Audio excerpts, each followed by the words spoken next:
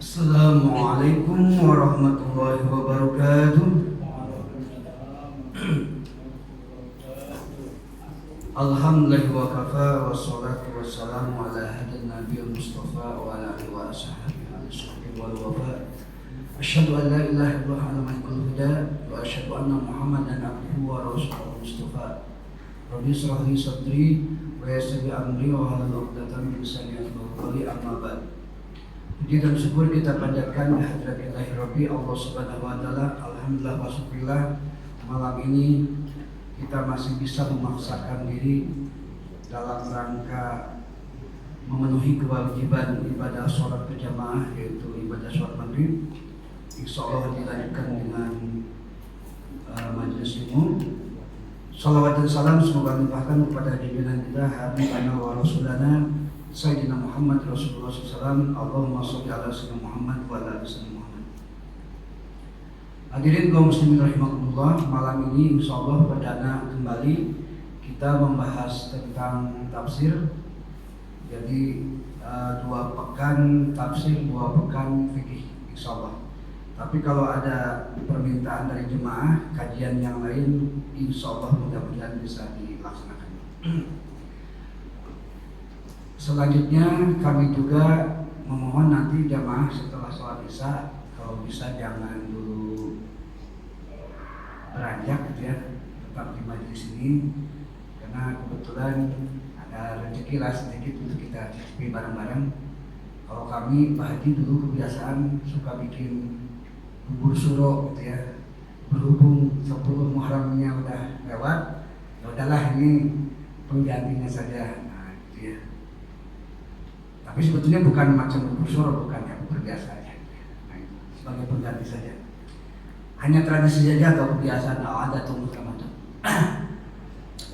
Baik, hadirin kaum muslimin rahimakumullah.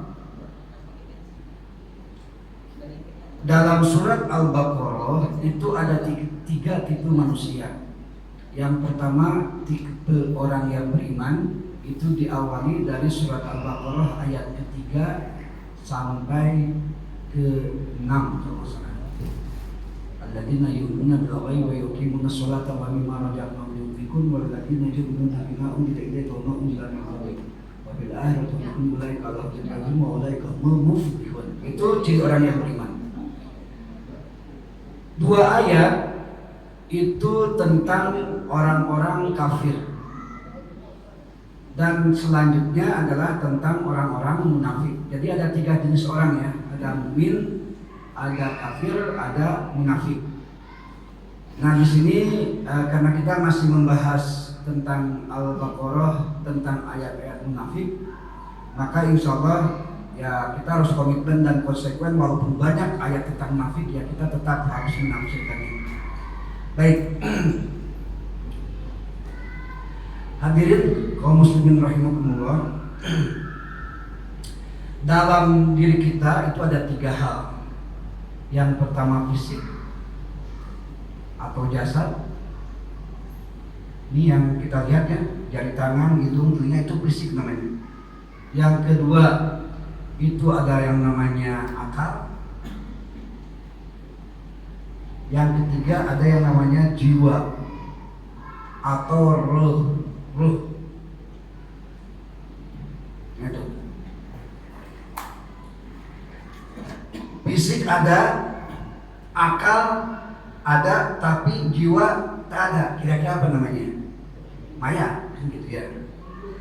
Fisik ada, akal tidak ada, jiwa ada. Kira-kira apa namanya? Orang gila, gitu. Kalau tak ada akalnya orang gila kan?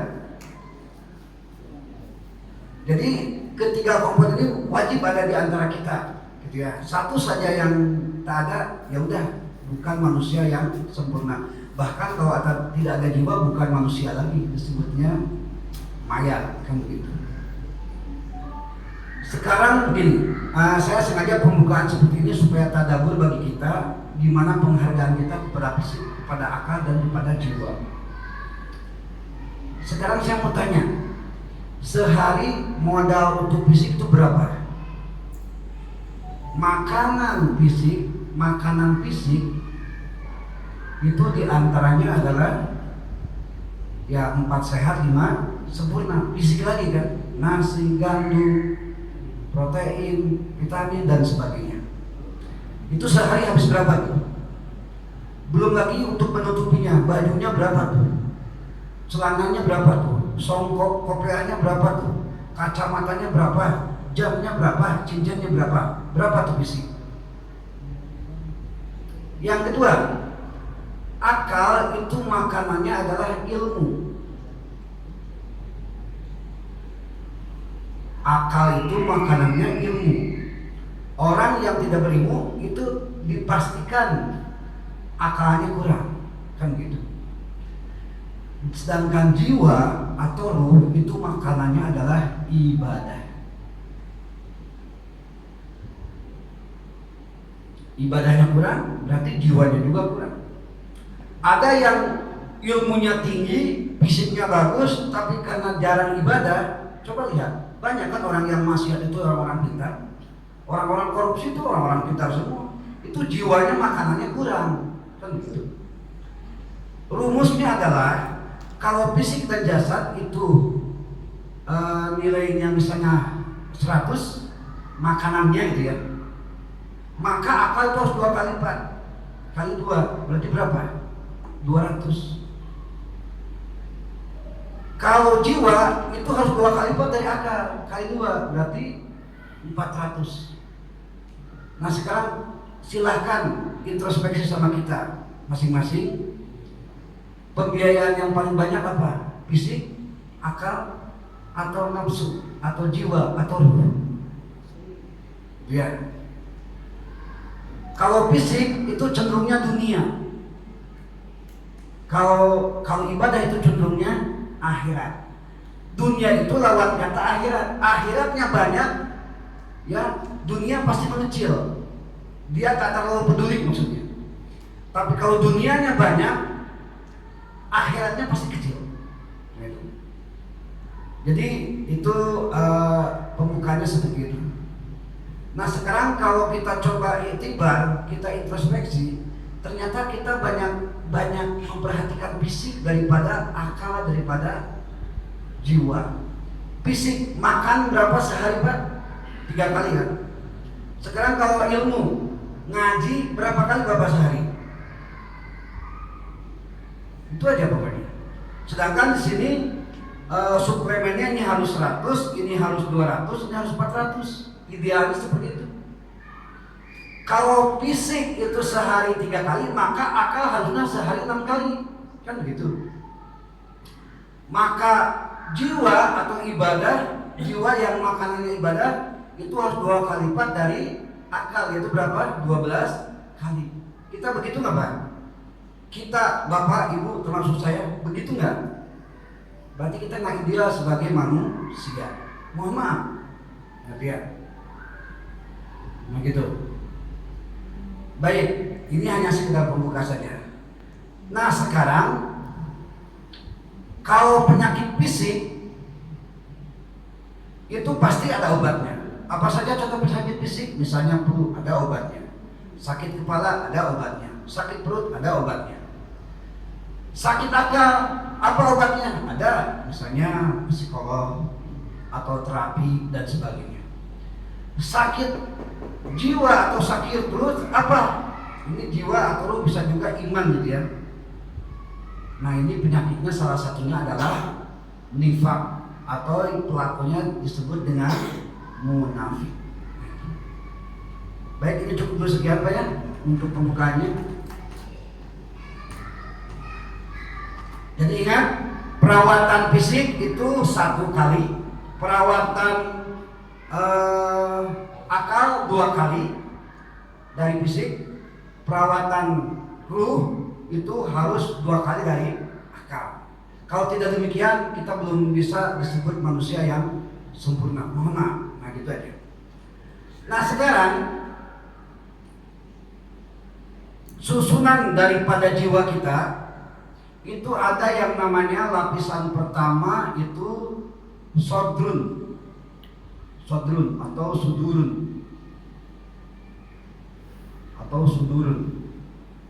Itu lapisan pertama. Setelah sodrun itu ada yang kedua yang namanya qalbu atau qulub. Ini lapisan selanjutnya. Setelah qulub itu ada lapisan yang namanya nafsun atau jiwa atau roh. Ini membahas kita tentang yang apa? Yang roh ini ya, yang nafs atau yang namanya jiwa. Hadirin kaum muslimin rahimakumullah. Setan itu salah satu sumber penyakit hati atau penyakit iman. Coba lihat di dalam surat An-Nas, alladzi yuwaswisu fi sudurin nas. Itu sudur ada. Sudur itu kalau bahasa logonya dada, gitu ya. Ada yang bilang hati, jiwa dan sebagainya. Normalnya kalau tidak ada penyakit,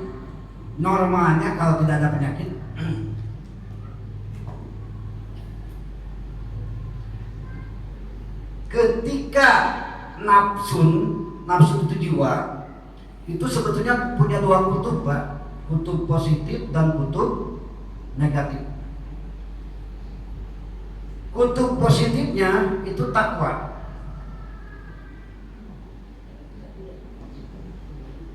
Kalau kutub negatifnya adalah fujur.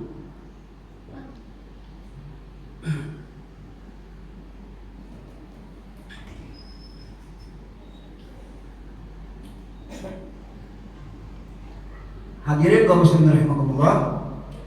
Jadi proses infeksinya was-was, bisikan kejahatan dari setan, gitu ya, itu dimulai dari sudur.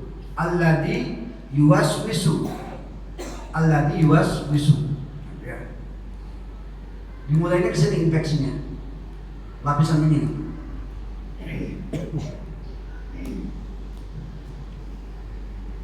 Kalau kita mengakomodir bisikan setan itu tak maksa kita amal maksiat, tak maksa kita untuk berbuat dosa, tak maksa.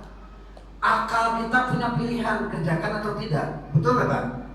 Akal kita kan, mohon maaf, ketika ada emas batangan, kita misalnya normalnya manusia tertarik, padahal itu punya orang lain, kita punya 2 pilihan, ambil atau tidak, kan begitu?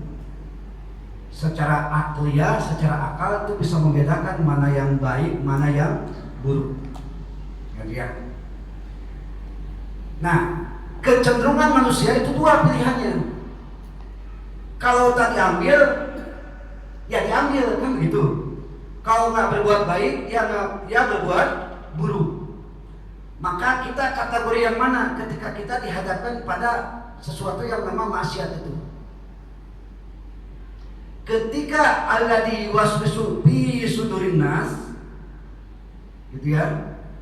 Ketika setan membisikkan kejahatan, maka akal kita itu menyaring. Akal menyaringnya modalnya dari mana? Tadi akal apa makanannya, Pak? Ilmu kan? Nah itu.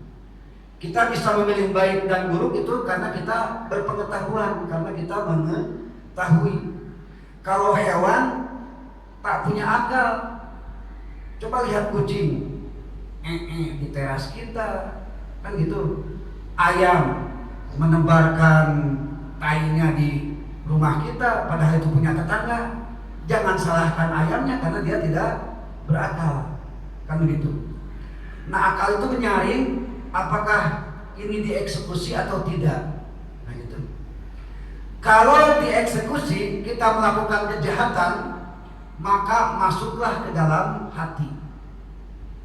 Hati dipenuhi oleh sebuah sebuah dorongan motivasi bahwa ini tak apa-apa.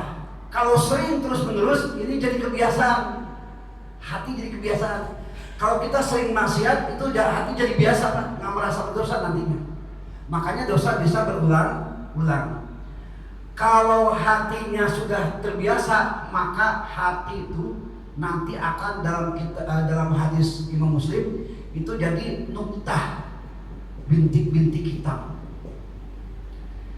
Makin banyak dosa, makin banyak bintik. Akhirnya apa? Gelap.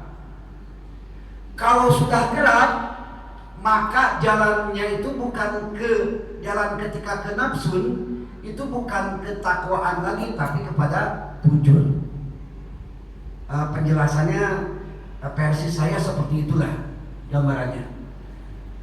Nah, salah satu yang menjadi alladzi yuwaswisu itu diantaranya adalah nifaq, munafik. Apakah ada cara supaya akal kita tidak terinfeksi dengan nifaq, dengan penyakit hati? Ada. Di antaranya ada 4, gitu ya, pencegahnya. Jadi supaya kita tidak munafik atau punya penyakit hati yang lain, itu di antaranya ada 4 yang menjadi pencegahnya.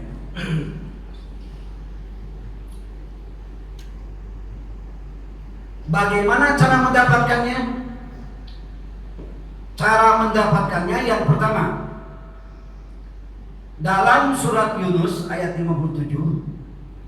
Ini resep bagi bapak ibu yang gak mau terkena penyakit hati. Kalau udah penyakit hati susah loh, Bu. Apapun jadi serba salah gitu ya. Lihat tetangga beli parabola, kita pusing, jadilah beli paramek. Itu orang yang punya penyakit hati, kan gitu. Tetangga sebelah beli mobil, kita makin sakit karena sakitnya keterusan, masuklah mobil ambulan, kan gitu.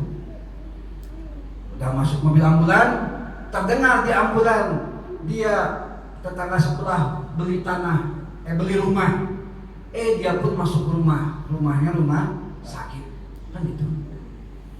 Ketika di rumah sakit dengar tetangga sebelah beli tanah, akhirnya dia masuk tanah, mati kan.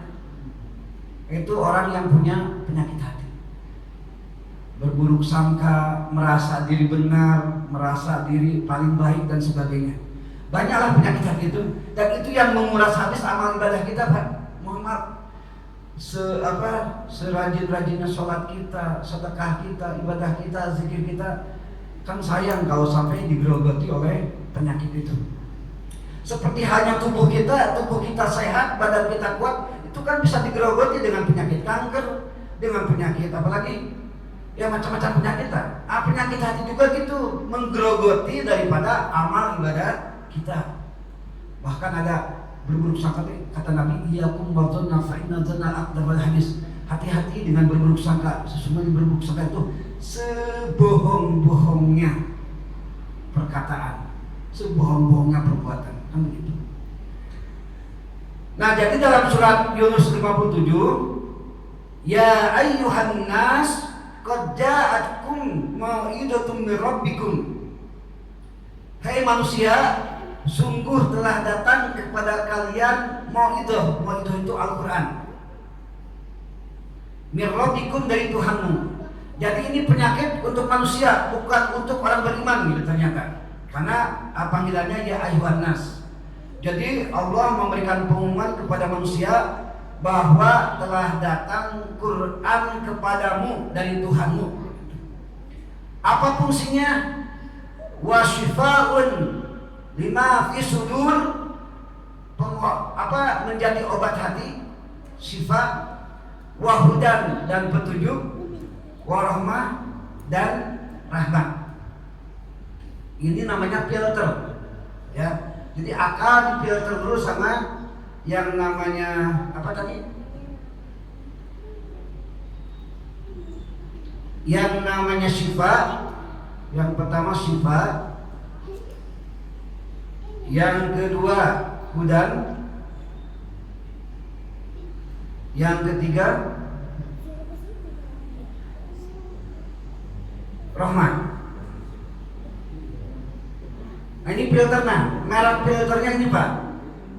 Jadi kan saya bilang akal itu kan bisa membedakan mana baik mana buruk. Ketika maksiat di depan kita, sesuatu yang berdosa di depan kita, maka kita bisa memilih eksekusinya gimana. Maka sebelum memilih, filter dengan 3 hal ini: sifat, hudan, dan rahmat. Itu dalam surat Yunus ayat 57. Nah, cara mendapatkan sifat, hudan, dan rahmat itu ada dalam surat An-Nisa 146. Cara mendapatkannya dalam surat An-Nisa ayat 146. Apa yang didapatkan? Ayat sebelumnya 145, innal munafiquna fi darkil asfalin nar. Sesungguhnya orang-orang munafik itu di dasar neraka. Illal ladina, kan gitu ayat selanjutnya. Nah, kita tidak bisa terkena penyakit munafik kalau kita mengamalkan surat An-Nisa ayat 146. Isinya adalah yang pertama taubat, yang kedua islah, memperbaiki diri, yang ketiga i'tisam, berpegang teguh sama agama kita, dan yang keempat adalah ikhlas. Bagaimana cara merealisasikan keempat hal tersebut? Memang bukan bagiannya dijelaskan di sini, karena kita tetap akan menjelaskan tentang munafik. Itu aja maksudnya. Makanya sebelum kita tahu penyakit kita apa, yuk kita diagnosa dulu. Apa sih ciri-ciri orang yang punya penyakit munafik? Silakan Bapak Ibu mendiagnosa masing-masing, kira-kira cirinya apa? Apakah ada dalam diri kita penyakit munafik, atau setidaknya gejala? Karena sebelum sakit ada gejala dulu kan biasanya. Itu. Bismillahirrahmanirrahim. Dari Ibnu Mas'ud radhiyallahu anhu,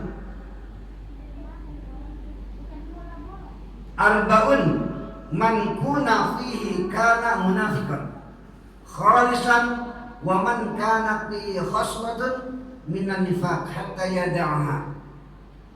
Setidaknya ada 4 hal gejala daripada munafik. Jadi Bapak Ibu yang punya gejala ini ya harap hati-hati, karena satu-satunya penyakit hati yang tertinggi ya ini nifaq. Balasannya fidar ke asfalin nar, keraknya neraka.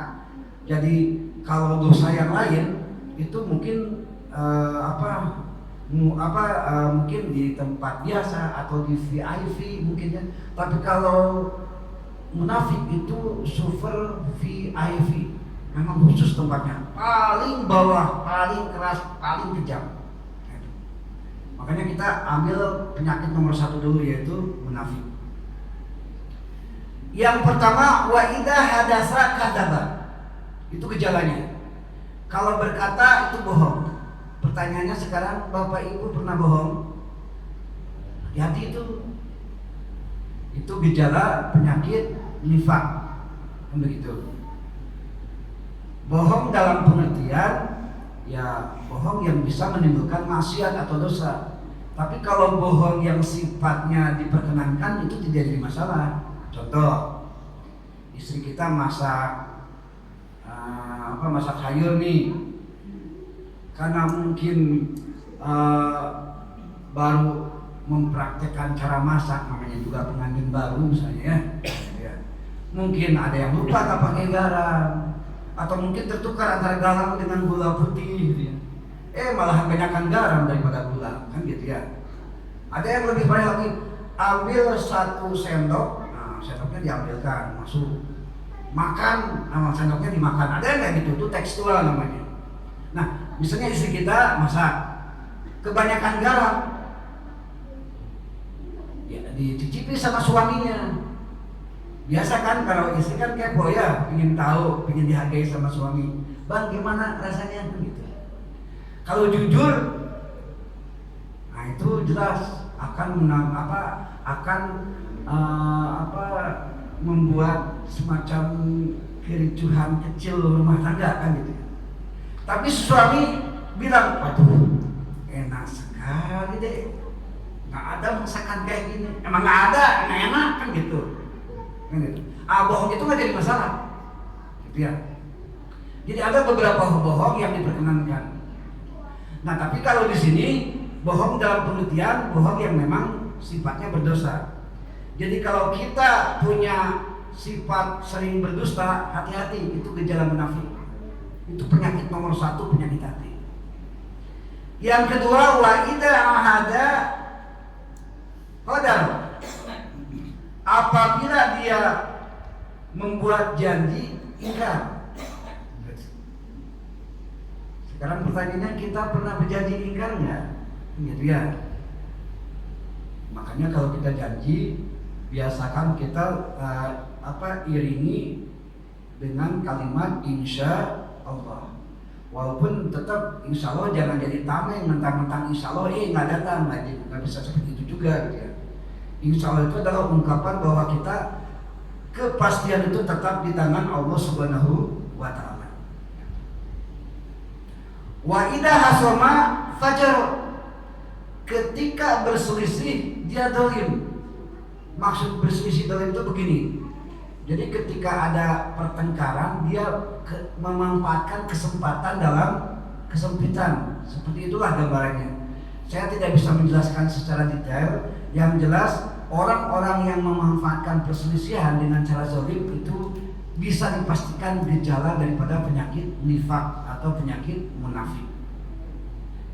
Nomor berapa kan? Nomor 3 ya. Yang selanjutnya wa idza tumina khana.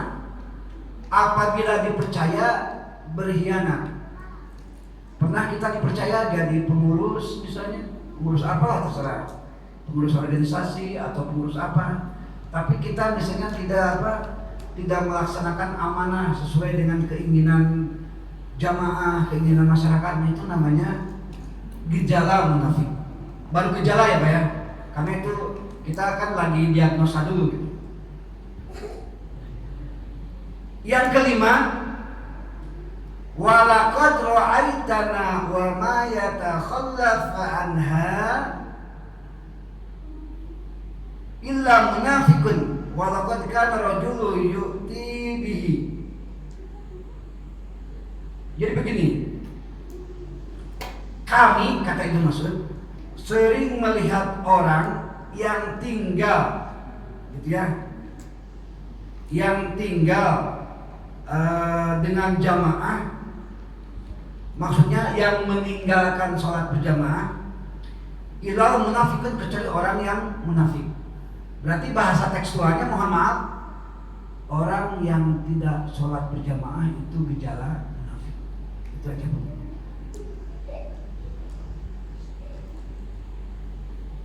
Bahkan Imam Hambali itu menyatakan wajib melaksanakan sholat berjamaah. Dalam satu kampung terdapat masjid, al-masjidu gharibun fina bima baina qaumi la yusalluna fihi.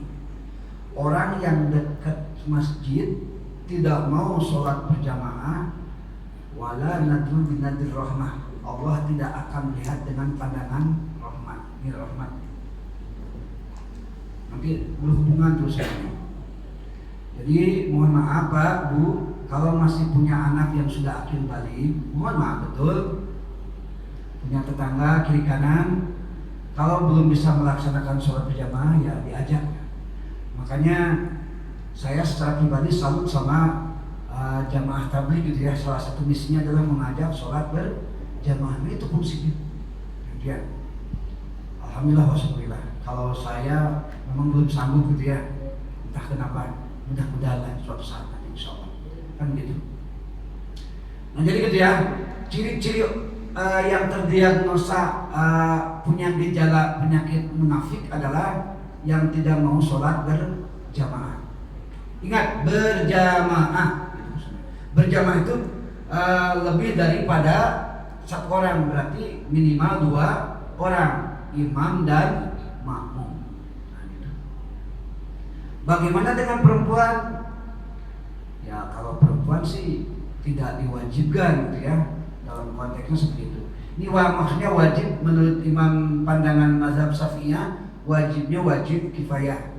Dalam satu kampung Nusa Indah ini, misalnya waktu asar masjid kosong, dosa semua, itu maksudnya.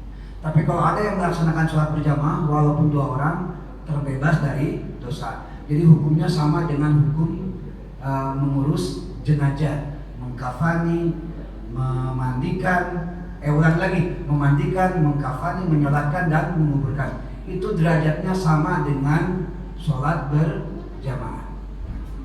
Kalau perempuan bisa dimungkinkan karena udah ada hijab, ada tirai gitu ya. Tapi bagi masjid yang ada tirai memang dianjurkan perempuan lebih di rumah. Itu yang keberapa Pak? Yang kelima ya, tidak sholat berjamaah. Yang keenam, nah ini nih yang mungkin agak banyak gitu ya. Kata Abdullah bin Mas'ud, kafa alaman ala nifaqi ayyakun rajul jarul masjid la yara fihi. Cukup dikatakan orang munafik atau bergejala punya penyakit nifaq, seorang laki-laki atau perempuan yang menjadi tetangga masjid, tapi di sini karena rajul la yura fihi, tidak kelihatan di masjid, tetangga masjid tapi tidak ada di masjid. Bisa dipahami ya Pak ya? Berarti orang yang tak mau ke masjid, itu maksudnya. Bagaimana itu jiran masjid, tetangga masjid? 40 atap ke sana, ke mana nih? Selatan ya, 40 atap ke utara, 40 atap ke barat, 40 atap ke timur. Itu namanya jiran al masjid, tetangga masjid. Saya mau tanya Bapak Ibu, lebih kurang dari 40 atap dari pusat center masjid ini? Berarti itu tetangga semua, gitu ya. Kalau Bapak Ibu tidak ke masjid, nah itu diagnosanya itu. Mohon maaf. Kenapa saya bilang mohon maaf? Saya tidak bermaksud mengejek, tapi maksudnya mengajak. Itu aja. Tidak ada maksud apa-apa. Watawasau bil haq watawasau bis sabr. Memang harus saling nasihati, kapan lagi kan begitu. Jadi demikian. Ini termaktub dalam kitab Fathul Bari. Fathul Bari itu kitab syarahnya hadis Imam Bukhari, halaman 365 juz ketiga, tentang diagnosa gejala munafik orang yang menjadi tetangga masjid tapi tak terlihat di masjid. Nah itu namanya terdiagnosa penyakit munafik. Ya. Yang ketujuh, inna akhwafa ma akhafu ala ummati kullu munafikin alimul lisan. Hadis Imam Ahmad nomor 143. Salah satu daripada munafik itu adalah alimul lisan, sering bersilat lidah. Bersilat lidah dalam pengertian begini, sering membuat semacam perdebatan yang perdebatannya itu temanya memang sudah selesai. Contoh, dalam sholat berjamaah yang saf paling depan itu laki-laki, saf paling belakang itu perempuan, kan begitu. Dari dulu sampai sekarang begitu ketentuannya, dan Nabi sudah mengatur, bukan mengatur lagi, Nabi sudah praktekkan. Abu Bakar kamu di sini, Umar kamu di sini, yang perempuan kamu sebelah sana, itu kata Nabi. Udah jelas aturannya. Tapi ada orang yang bersilat lidah, ada orang yang protes, ini demi kesetaraan gender. gitu kan? Laki-laki dan perempuan sama saja. Kenapa perempuan harus terbelakang? Kenapa laki-laki harus terdepan kayak Yamaha saja, kan begitu? Bahasanya demikianlah pokoknya. Nah, secara kesetaraan memang betul. Innallaha la yanzuru ila ajsadikum wa suwarikum walakinallaha yanzuru ila qalbikum wa amalikum. Allah melihat manusia tidak melihat jenis apapun, yang penting Allah melihat amal dan ibadahnya dan ketakwaannya, kan gitu. Tapi kalau urusan teknis sholat berjamaah itu Nabi udah memerintahkan laki-laki di depan, perempuan di belakang. Ada kejadian suatu masjid campur aduk laki perempuan atas dasar apa? Kesetaraan gender, gitu katanya. Hak asasi manusia. Bahkan kemarin, mohon maaf, ini hanya subjektif penilaian saya pribadi, ketika ada seseorang yang sudah dianiaya, sudah dizolimi selama 3 tahun disekap, sampai buta, sampai mulutnya robek segala macam, dikatakan itu bukan melanggar hak asasi manusia. Kan ada yang baca ya Pak ya? Itu kan udah jelas-jelas kan, itu udah menjadi aturan umum. Orang yang kayaknya itu udah zolim. Kenapa harus diperdebatkan lagi atas dasar hak asasi? Nah itu, ini gak usah diperdebatkan lagi. Ada yang memperdebatkan azan, lebih indah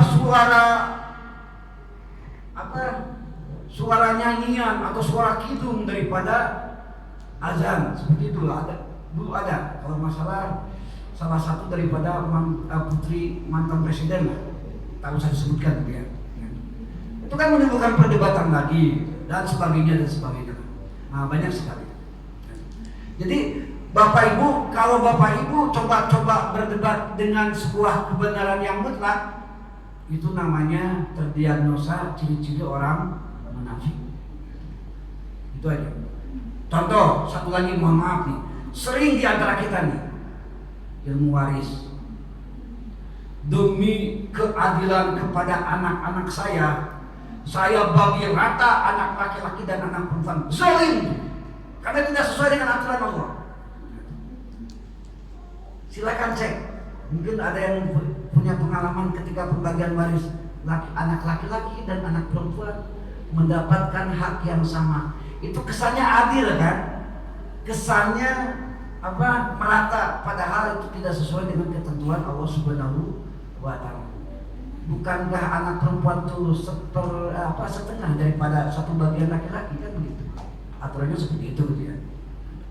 Dan banyak sekali diperdebatkan tentang waris, tentang hukum Islam yang lain dan sebagainya. Nah, itu salah satu daripada ciri orang yang terdiagnosa dengan penyakit munafik, gitu ya. Baik, sebelum saya lanjutkan, barangkali Bapak Ibu ada yang mau ditambahkan atau ditanyakan, silakan. Silakan Pak Imam. Ini hubungan tadi orang yang berjamaah. Lalu bagaimana kalau seandainya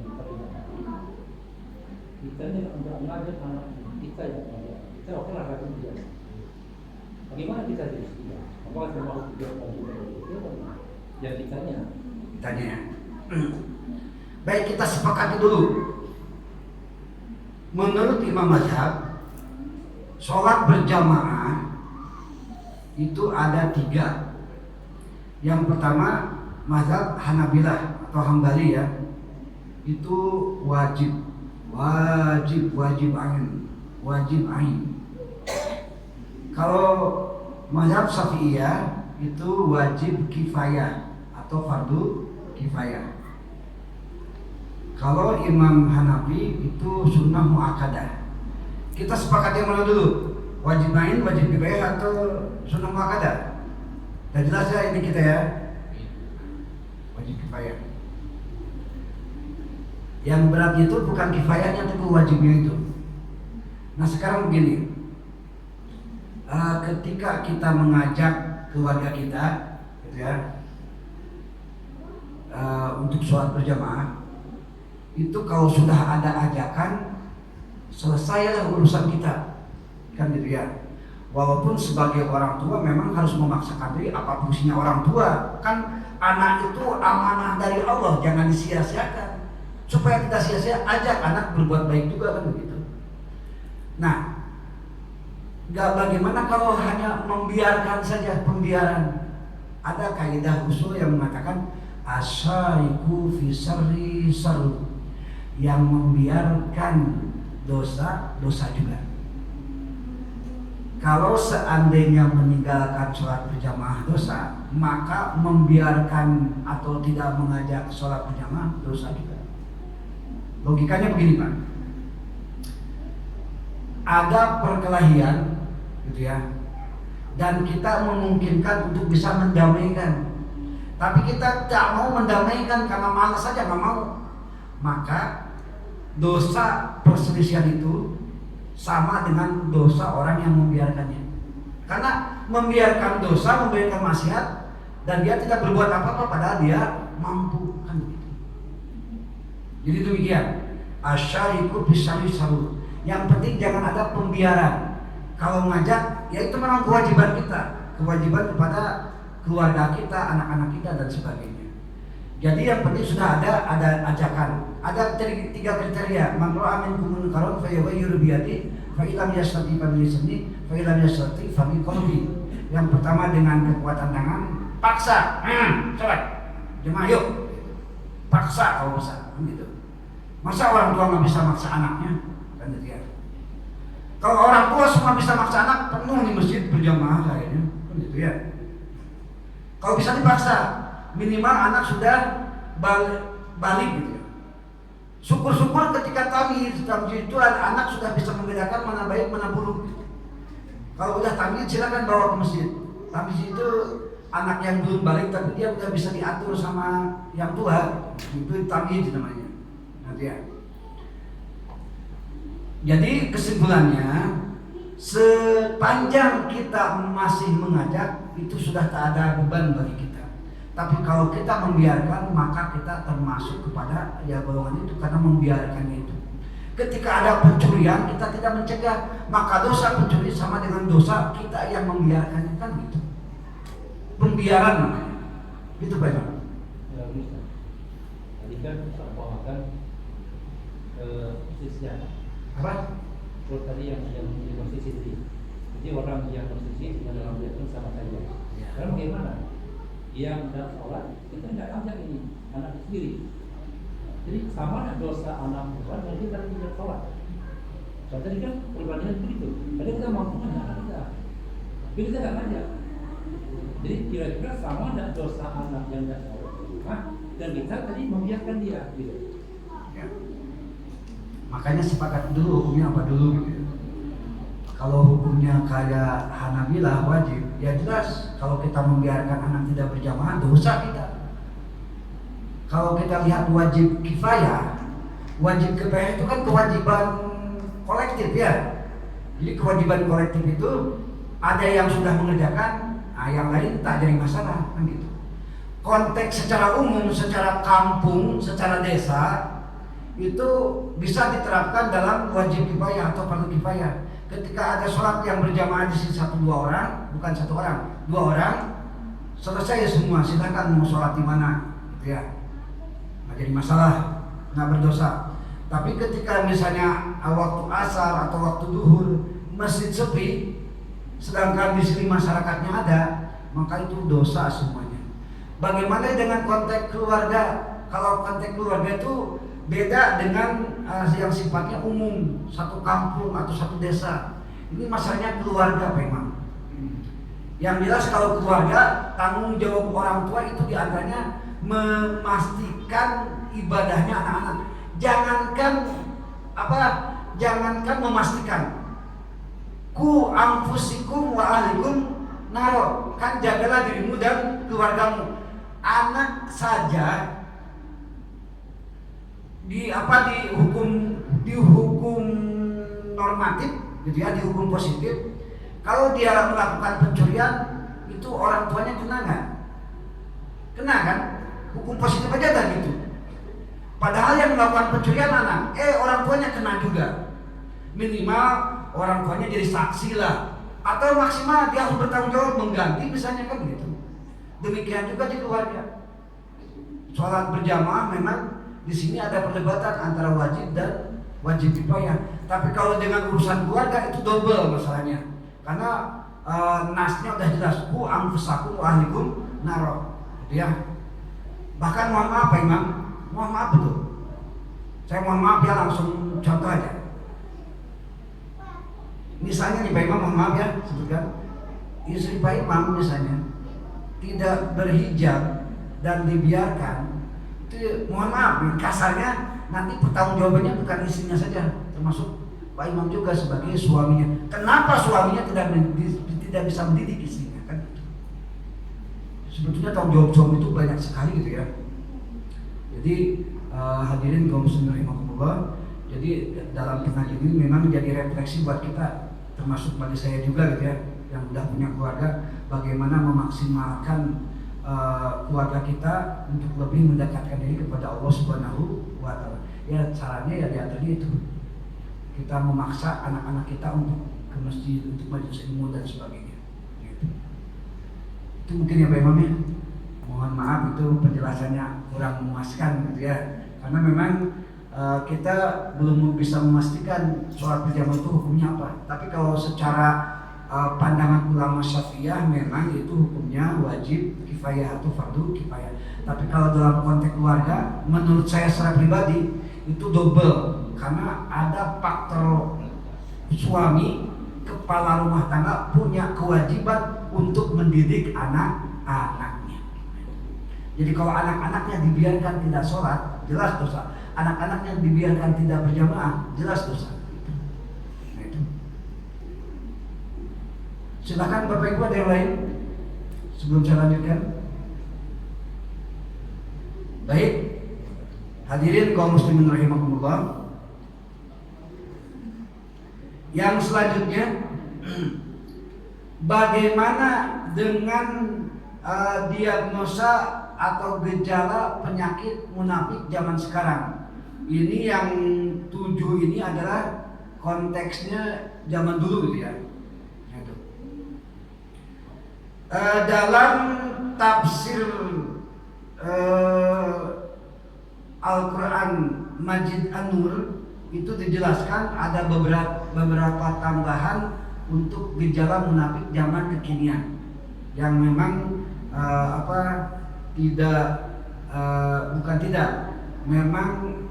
bukan sebagai tambahan tapi sebagai pelengkap saja gitu ya. Dan pertama berarti nomor berapa? Nomor 8 berarti ya. Tidak segan-segan melakukan sumpah palsu atau menyebarkan kebohongan. Ini ada kaitannya dengan dunia media sosial yang sering kita genggam sekarang. Ya. Jadi bersumpah, coba lihat bersumpah palsu ya. Orang-orang pejabat kita yang korupsi itu rata-rata disumpahnya pakai kitab suci kan. Demi Allah, saya bersumpah kan gitu. Nah, itu udah ciri munafik. Sudah disumpah di atas Al-Quran lagi, tapi dia koruptor. Mohon maaf, saya ngomong bukan koruptor, maling lah. Kalau koruptor terlalu sopan gitu ya, maling saja.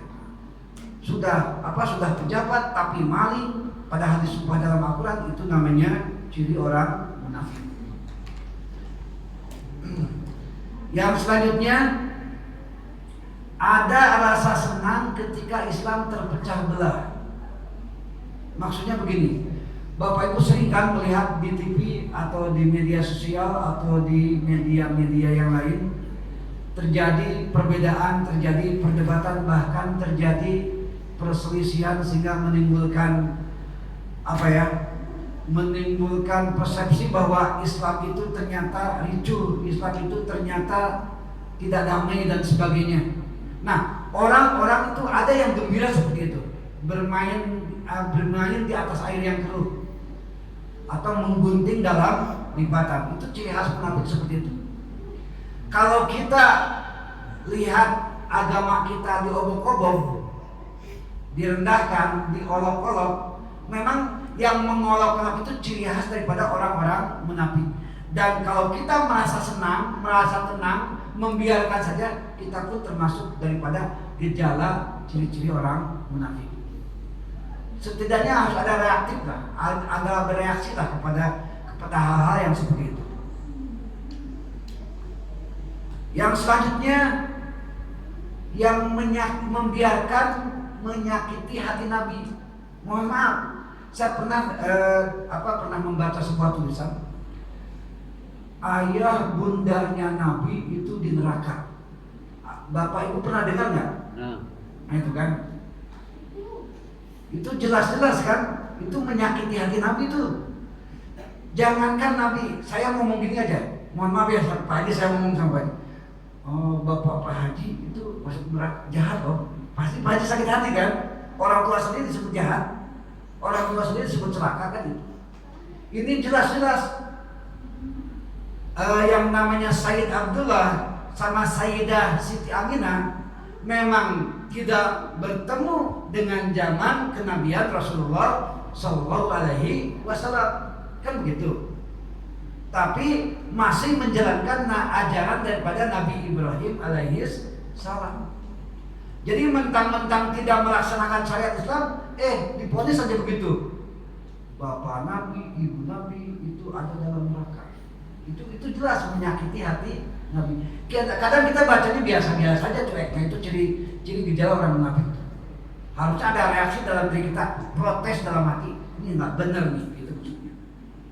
Jadi intinya ada hal-hal yang mencemarkan Nabi kita. Misalnya dulu tahun 1991 ada yang namanya seorang wartawan bernama Arswendo Atmowiloto.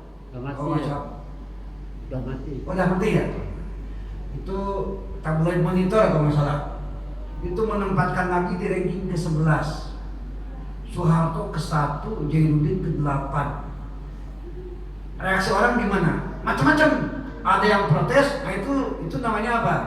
Itu namanya emang betul-betul penegak tauhid gitu ya. Merasa sakit Nabi direcehkan. Masa Nabi ranking ke-11 kan gitu? Apa maksudnya? Kan gitu ya. Ada yang biar saja, biar aja. Lihat orang protes malah dagang misalnya. Nah, itu namanya asyar, itu bisa selalu membiarkan gitu ya. Nah, jangan sampai kita istilahnya girah, semangat dalam beragama itu tidak ada. Jangan sampai seperti demikian. Apapun yang melecehkan agama kita, Nabi kita, Al-Quran kita, minimal kita harus ada emosi, bukan emosi negatif ya. Apa namanya ya? Ya girah lah kalau dalam bahasa Arab itu. Ada rasa kekecewaan dalam hati gitu ya. Orang yang tidak munafik itu pasti ada girohnya, merasa bahwa agama ini adalah berkeyakinan benar, merasa nggak boleh dihinakan dan sebagainya. Itu diantara daripada ciri-ciri orang yang terdiagnosa punya penyakit munafik. Hadirin kaum muslimin rahimakumullah, maka kita kembali ke sini. Ketika penyakit alladzi yuwaswisu fi sudurin nas, ketika penyakit nifak itu diinjeksikan ya kepada sudur, maka qalbi maka akal itu membedakan apakah dia eksekusi atau tidak. Akal itu bisa memakai filter ketiga ini, yaitu syifa, hudan, dan rahmat. Bagaimana mendapatkan syifa? Nanti insya Allah kita bahas. Bagaimana mendapatkan hudan? Bagaimana mendapatkan rahmat? Itu ada syarat-syarat tertentu gitu ya. Nah, ketika kita melaksanakan menggunakan filter ini, cara kita mendapatkan ini itu dalam surat An-Nisa ayat 146, di antaranya ada 4. Yang pertama dengan apa? Dengan tobat. Yang kedua dengan memperbaiki diri, islah. Yang ketiga dengan apa?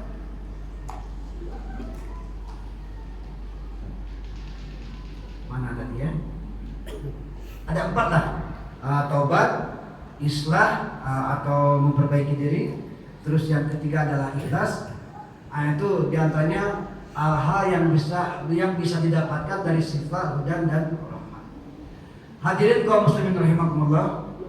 Jadi penyakit munafik ini sebetulnya bisa dicegah, gitu ya. Bagaimana cara mencegahnya? nanti kita coba lanjut karena terakhir kita memakai surat Al-Baqarah ayat 14. Maka insya Allah 2 pekan yang akan datang kita akan melanjutkannya dengan surat Al-Baqarah ayat 15. Allahu yastahja'u kalau masalah yang dimulainya seperti kalimat itu. Itu saja mungkin yang bisa saya sampaikan untuk sementara tentang munafik ini. Yang jelas ketika penyakit hati lewat sudur disaring sama akal. Kalau misalnya disaringnya itu dia eksekusinya kejahatan, maka masuk ke dalam qalbu. Qalbu kalau dia bermaksiat terus maka ada nuqtah as-sauda dalam hadis Imam Muslim. Kalau sudah nuqtah as-sauda, titik-titik hitam, semakin banyak maksiat, maka ini semakin gelap hatinya, maka sudah tidak berfungsi lagi. Kalau sudah tidak berfungsi lagi hati, maka ketika sampai nufus itu eksekusinya itu bukan takwa lagi, bukan kutub positif lagi, tapi kutub negatif, yaitu fujur. Dalam surat Asy-Syamsu kalau masalah ada wasyamsi wadduha wal qamari wan nahari wan nafsi wa ma sawa fa alhamaha fujuraha wa taqwaha, ya. Jadi fa alhamaha fujuraha wa taqwaha. Takwa itu kebalikan daripada fujur. Fujur kebalikan daripada takwa. Jadi ketika kita bermaksiat terus-menerus dari alladzi waswasa fi sudurin nas, maka kalau maksiat terus hati menjadi gelap, maka bukan lagi ke takwa, nanti lompatnya tapi ke fujur. Kalau sudah ke fujur itu alamat kita terinfeksi dengan penyakit nifaq atau penyakit munafik. Itu mungkin yang bisa dijelaskan sebelum kita akhiri daripada pertemuan ini. Barangkali Bapak Ibu ada yang mau disampaikan atau ada yang mau ditambahkan, silakan. Jadi Ustaz, kalau sampai nanti sudah ada berobat ikhlas, dan juga berikhlas, kita bakal ketika kembali hati ini hilangkan. Jadi cara mendapatkan syifa, hudan dan rahmat itu dengan 4 cara. Menurut surat An-Nisa ayat 146. Pertama dengan tobat. Kan kalimat pertamanya itu sebelum 146 berarti 145 ya. Tolong dicek. Innal munafiqina fi darkil asfalin nar. Ya. Jadi sesungguhnya orang-orang munafik itu berada dalam keraknya, dasarnya neraka, dan mereka tidak akan ada yang menolong illal ladina tubu, kan itu, kecuali mereka yang pertama tubuh bertobat, wa aslahu mereka memperbaiki diri, wal intisam mereka berpegang teguh, wal ikhlas dan mereka ikhlas. Jadi bagaimana kita tobat, bagaimana kita islah memperbaiki diri, bagaimana kita intisam berpegang teguh, dan bagaimana kita supaya ikhlas. Yang jelas memang tak bisa dijelaskan hari ini Pak Imam karena mepetnya waktu gitu ya. Yang jelas kalau kita sudah bisa melaksanakan keempat tadi, maka hati akan tersembuhkan. Itu jaminan dari Allah ya. Yang noktah hitam ini akan kembali bersih. Ya, akan kembali bersih, dan akal akan memerintahkan kepada akal akan mendorong hati untuk apa? Untuk berbuat takwa. Ya. Itu diantaranya.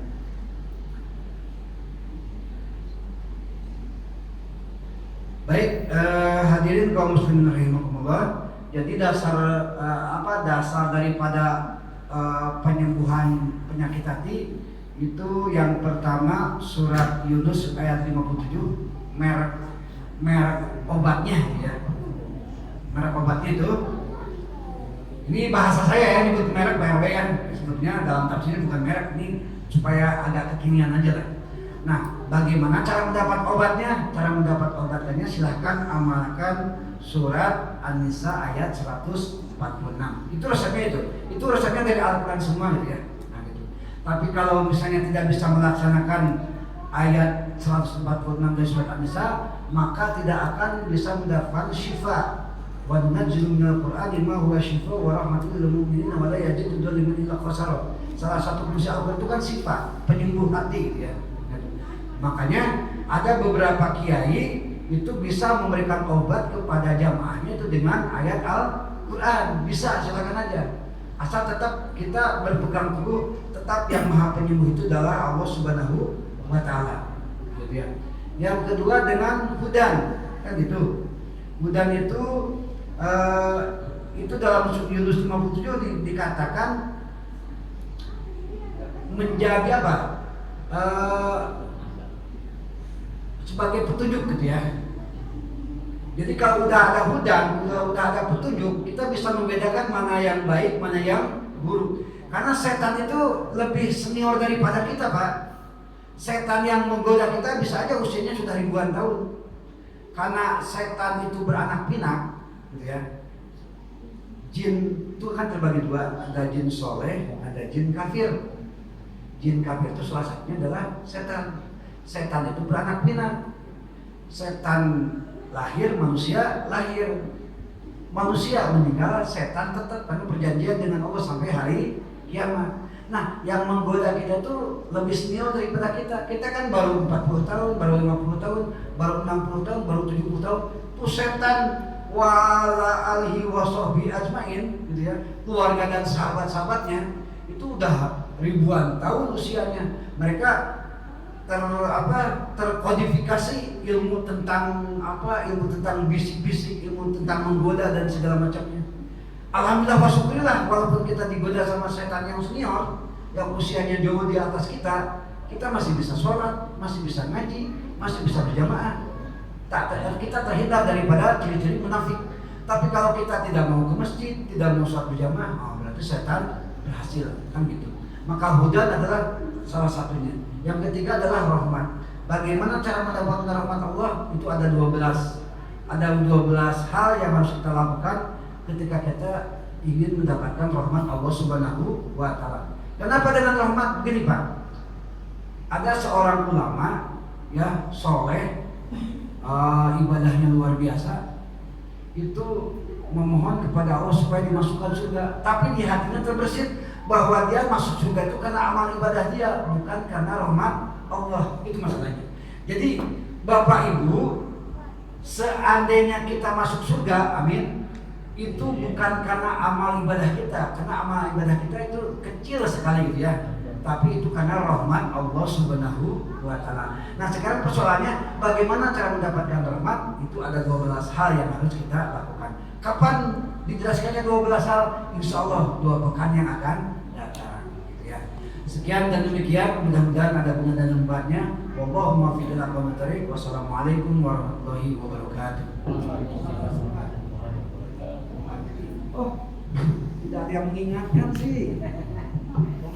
Ya, mau sholat ya. Ya. Pak Imam biasanya itu. Apa?